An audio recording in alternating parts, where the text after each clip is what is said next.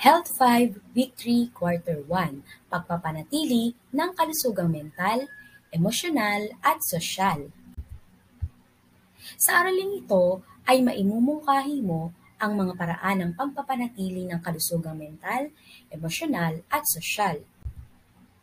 Mga paraan na maaaring gawin para mapanatili ang kalusugang mental, emosyonal at sosyal. Dapat ay naniniwala na ang pag-aaral ay walang katapusang proseso. Hindi dapat nababakante ang utak. Nirerepaso dapat ang mga kaalaman. Magbasa lagi ng librong pang-intelektual para maging matatag ang lohikal at kritikal na pag-iisip.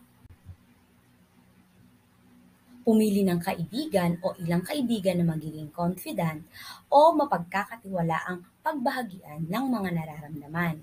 Hindi kailangan na marami. Ang maunti o isa ay sapat na. Magkaroon ng maayos na komunikasyon hindi lamang sa mga taong nasa paligid, magulang, kapatid, kaklase, kaibigan, kundi pati na rin sa sarili.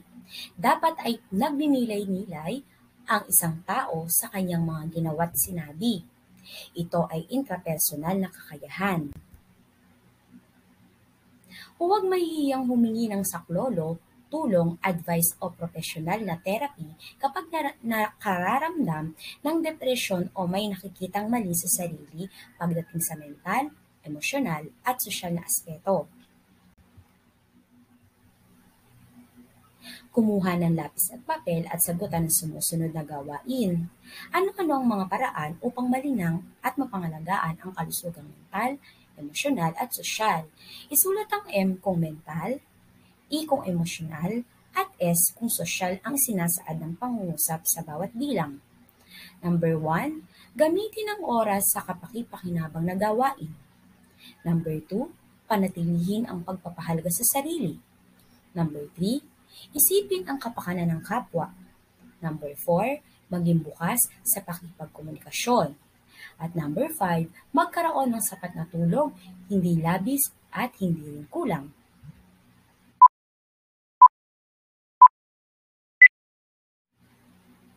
At naririto ang mga tamang sagot.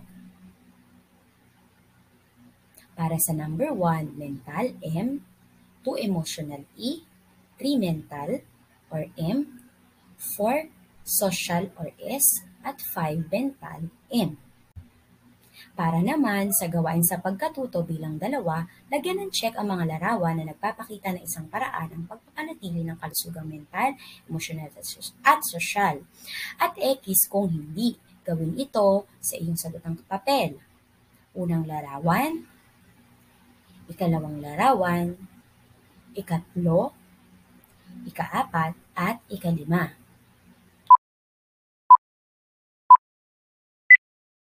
At naririto ang mga tamang kasagutan.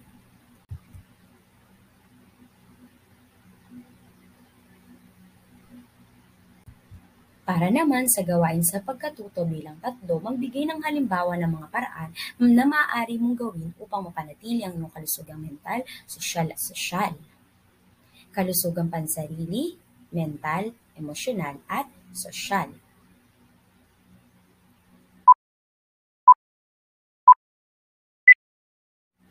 At naririto ang mga kasagutan. Maaari kayong magbigay pa ng iba pa. Para sa mental, mag-isip at gumawa ng kapaki-pakinabang. Pagiging mapanuri at maging aktibo. Para naman sa emosyonal, alamin ang nararamdaman. Pinapahalagahan ang sarili. At kinokontrol ang emosyon o nararamdaman. Para naman sa sosyal, balansihin ang sosyal at personal na oras. Maging totoo sa lahat ng sitwasyong nararanasan. At pakikisalamuha sa lahat ng tao. Gawain sa pagkatuto bilang 4. Hanapin ang mga salita sa puzzle na nagsasaad ng mga salita patungkol sa pansariling kalusugan. Hanapin ang mga salitang pagmamahal, emosyonal, kaibigan, tapat, sosyal, ehersisyo, respeto, paggalang, at mental.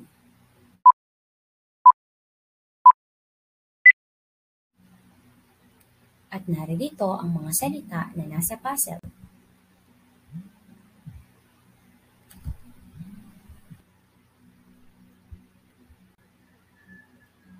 Gawain sa pagkatuto bilang 5. Iguhit at bilugan ang larawang angkop at makatutulong sa pagpapanatili ng ating kalusugang mental, emosyonal at sosyal.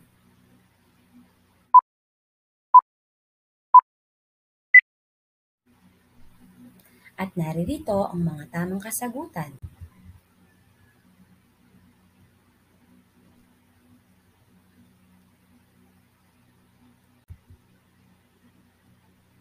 Para naman sa gawain sa pagkatuto bilang 6, lagyan ng check kung ang nakasaad na pakikipag-ugnayan ay makapagpapanatili ng iyong kalusugan at X naman kung hindi. Number 1, nag-eehersisyo ka tuwing umaga kasama ang mga kaibigan mo. Number 2, tuwing tanghali, ikaw at ang iyong mga kaibigan ay naglalaro ng takbuhan. 3, ikaw at ang mga kapatid mo ay nagtatanim ng gulay sa inyong likod bahay. Number 4, kumakain ka ng junk food at ipinamimigay ang iba sa mga kaklase.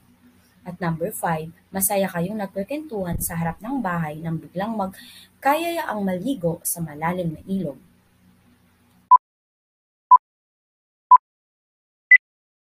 At naririto ang mga tamang sagot.